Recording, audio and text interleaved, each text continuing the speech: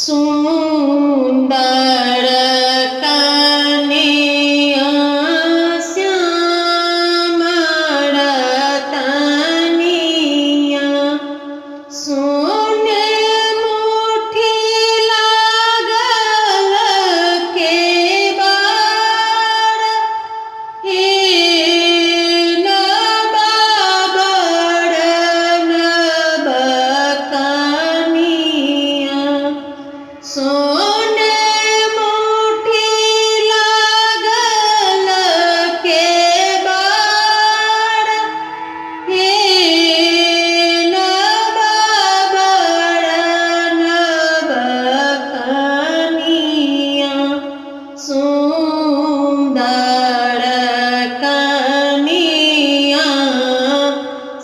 श्यामल तनिया सोने मुट्ठी लागल केबाड़ ही नबाबड़ नबकनिया ताई कुबड़ सुतलनी दुल्हा से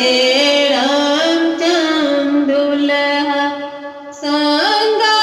लागी सिया सुकुमारी है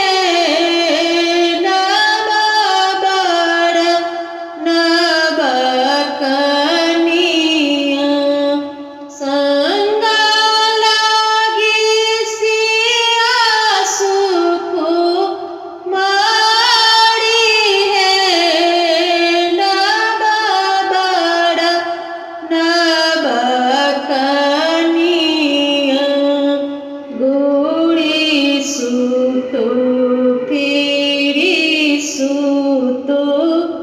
राजा जी के बेटिया आओ देहगढ़मी अपार हे नबाबड़